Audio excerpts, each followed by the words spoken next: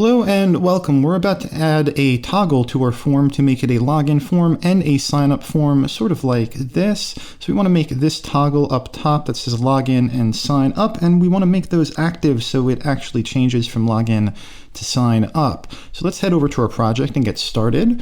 Now in our auth.js, that'll be in your src and your auth page. In our auth.js, we just want to start with a div with the class name. It's going to be called form switcher. So form-switcher.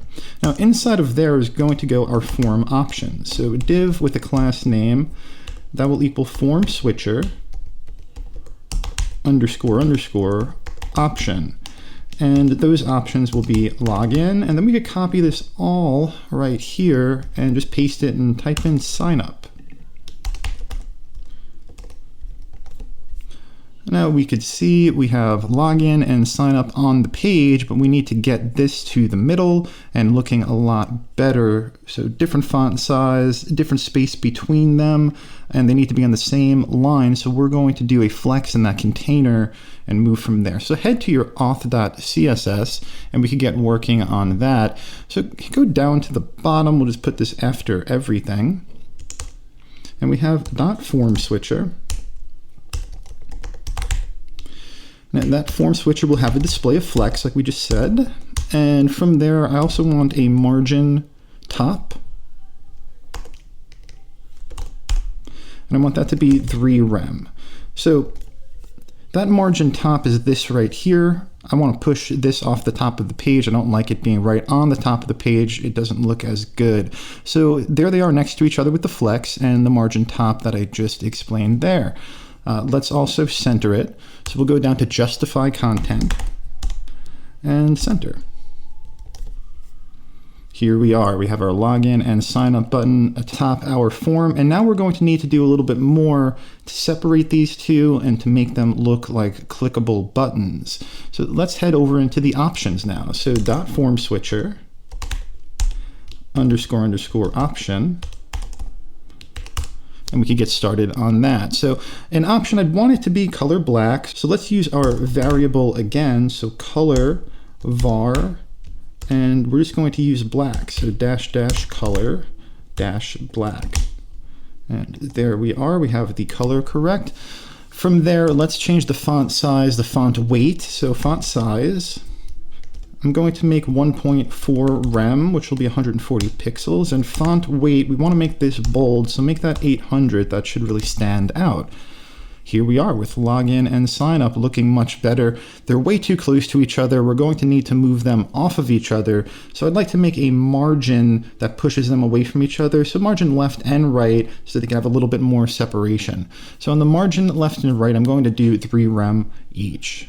So margin left, that'll be 3 rem, and margin right, 3 rem. And there we are, we have our separation now. Now on mouse over, we do want the cursor to change just like it does here. So we have a pointer, so let's do that real quick. So cursor, pointer.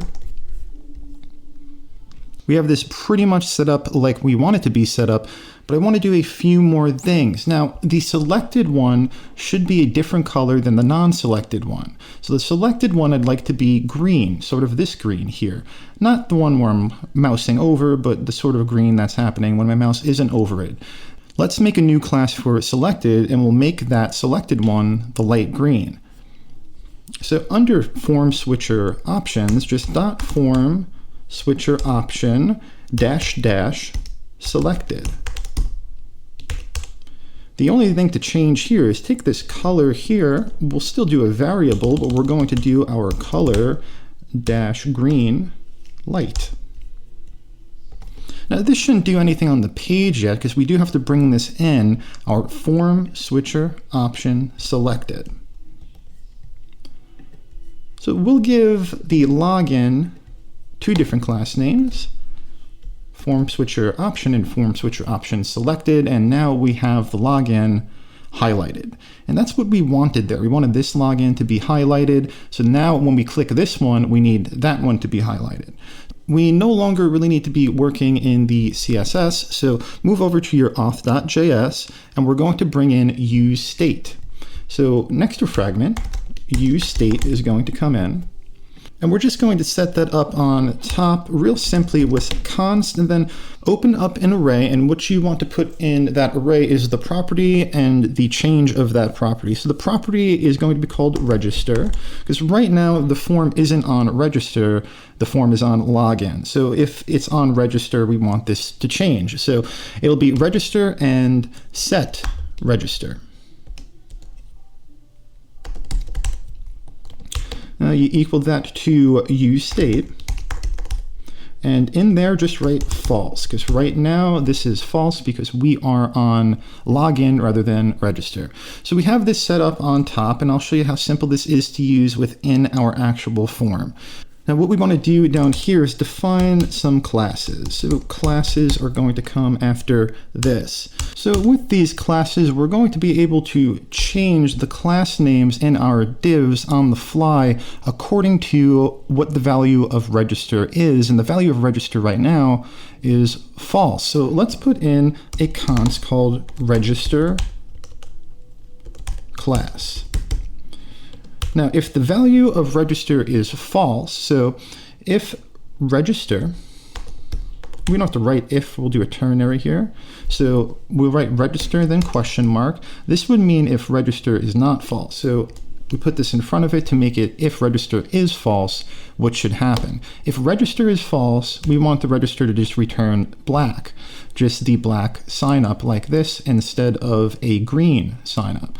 So what we'll do is just take the form switcher option. So that's what will happen if the register is false. Now, if the register happens to be true, we want it to be green. So we're going to take all of this here and we'll use that. So that's how our ternary works. It says if register is false, question mark, then do the form switcher option as the value of register class. Otherwise, assign form switcher option and form switcher option selected to the register class. And all we have to do here is change this to register class. And we have that set up. We need one that says the opposite for login class. So const login class, that will equal, so is well, let's just do it the opposite so we can see this working. It'll say register. So this is asking, is register true? If register is true, what we want to return is, on the login portion of it, is black, not the green. So if register is true, sign up should be green and this should be black. So we can say that pretty simply by copying all of this and just pasting it in. Now we have our login class. So above login, where we have this class name, get rid of it. And login class. Now there's one more thing we need to do, because right now it doesn't much matter what we click, nothing's going to change. But I do want it to change, and we did set up this hook right here, and we're about to use it. In our first div, right after login class, we're going to do an onClick. Now onClick, just take in E and do a fat arrow, and now we'll just name our function. So E means the event, so on the E, on this actual event, this click that happens, do this function. And the function is as simple as can get. It's just set register, and what we want to put in there is false, because we don't want to click login and have register be true. We want register to always be false when we click login. So now just do one more on click, and it's going to be the opposite in sign up. So under register class, change that to true. So onClick there is true. So what should happen now is this will change. The value of register will change. Right now it's false. If I click on register, it'll become true. If I click on login, it'll become false again. And we can see the proof of that when we click back and forth. We see we have sign up now highlighted and login now highlighted. We have our fully functional form. This looks great, great job. We have a lot more to do, so please follow me to the next video. We'll get more and more into this form and how we're actually going to do authentication in React with MongoDB. So follow me along to the next one, and I'll see you there.